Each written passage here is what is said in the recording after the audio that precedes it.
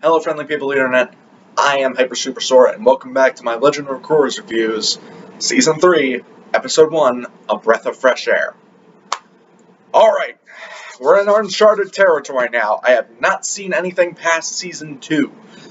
So my notes are going to get longer, my reviews are probably going to do the same. So what happened in this episode? We start off when we see Bumi and his little Boom Joom fighting about some sweater Bumi made. I mean, he's funny, I like him, but that's not the important part. The important part is when he falls off a cliff. No, he doesn't die. Otherwise, I'd be a lot more sad. He airbends. He fucking airbends. He airbends to stop himself from dying. More airbenders! At least one, but we see there's more in the episode. We get to see this other guy who learns how... Not really learns how to airbend, but he gets the power to airbend. And he doesn't know how to fucking control it because of course he doesn't. He's been a non-bender all his life.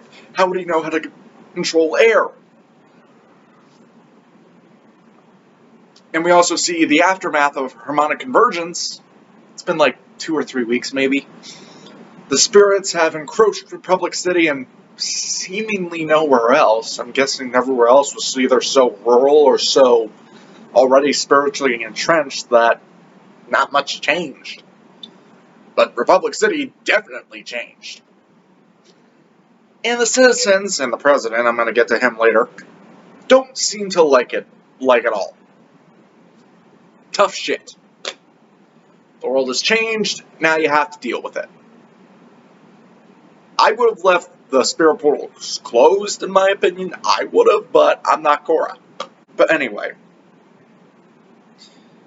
we see that there are more airbenders in the world.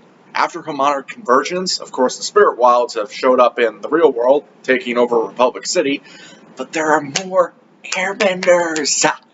I'm not going to get over that fact. But Korra is becoming more of a politician.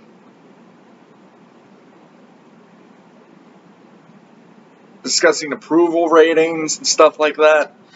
And I'm thinking, fuck do I care about politics? I want to see the wind people. I want to see the wind people do the windy things. I don't care about approval ratings. We see the spirit wilds Korra's continuous failures on how not to get them out of Republic City. They're there to stay, unfortunately, or fortunately enough. And Korra, at the end of it, is just like, okay, there are more airbenders out there. Let's find them and help them and teach them.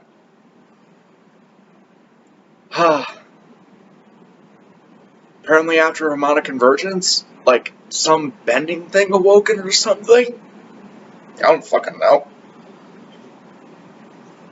You got Mako not being Mako. Oh god. I just don't like the stuff around Mako. The romance, the bullshit, the awkwardness. Just focus on the cop drama with him. I'm not really much of the romance guy. But goddamn. The stuff with Tenzin in this episode. I already liked Tenzin, but this was really good.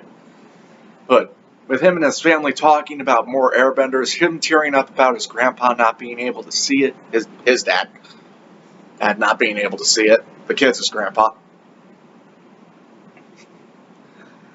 It's just like everything to do with Tenzin and his family is just amazing. Bumi's just like, where's your father? I need to tell him something. Dad!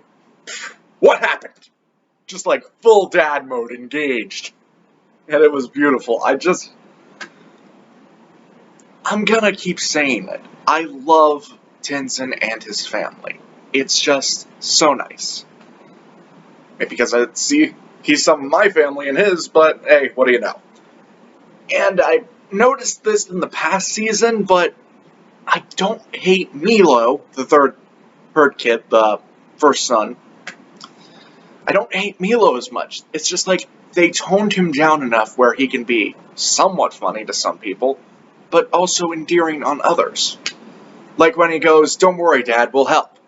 Help. I just went, "Oh, that's cute." Yeah. But I want to talk about the last part of the episode. I have not seen this season, but I know about Zahir. Yeah, spoilers. I know.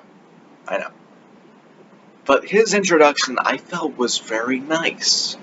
Like, maybe not as good as Amon's, but him getting these airbending powers, and then him just spouting out this philosophical stuff that does actually mean something. You can spurt out philosophical stuff and not know what the fuck it means. Look at Zuko in Season 3. He had the one moment where he's trying to be Iroh. But to actually know what you're talking about, and able to use that knowledge to your advantage, he does, and he does it well. He gains this airbending power, and he's kind of well versed in it, now you could say, because people don't know how to fight airbenders since they're basically an endangered species. But he does manage to break out of what looks like one of the most secure prisons, even though he was a non-bender before, so he must be pretty dangerous. He's able to break out of this prison and he just got the power of air. We don't see him practicing anything. It's just like, I feel like I can airbend. Let's try it. Escape! And we see his ambition. Take down the White Lotus, take down the Avatar. Okay, everyone's wanting to take down the Avatar. Why does he want to take down the White Lotus? I got nothing. I look forward to seeing more of that. This was a good episode. I liked it. The only thing that really bogged it down was Mako, and we had Bolin in this episode, and I at least found him passable. So, yeah. Scrap Mako, keep Bolin into a minimum, focus on the Airbenders, Zahir, and maybe the Spirit Wilds. Oh, wait. I wanted to talk about President Raiko. Oh god, you fucking bitch. You've done nothing but bitch, complain, and blame other people about your problems. Did you not want the Spirit Wilds? Then you should have helped in Season 2! God. And then telling Korra, not Sora, that's me, telling Korra to leave the city, I'm thinking, okay, how are you going to get rid of the Spirit Wilds? A weed whacker? No, that ain't gonna fucking work. So I'm just going, every time President Raiko is on screen, I'm just like, you's a bitch, you's a dumbass, you deserves to get kicked in the head. I thought it was a bit much when Korra grabbed his face. I think that was a bit much. I would have gone, well, if you would have not wanted this to happen, you would have sent troops to the South Pole in the first place. Now deal with it. Times have changed. So is the world. So is your city. It's easy to be in charge when things are going smoothly. When shit hits the fan, that's when true leadership and true character are shown. And like most politicians, you seem to blame everyone else and complain. Thankfully, he doesn't even get a full minute of screen time, the same as Mako. But other than those two things, this was a nice episode. I liked it. Not much to complain about, a lot to praise. What did you guys think about it?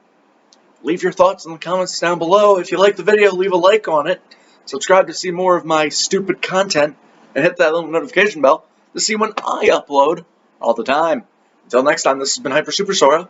Sayonara.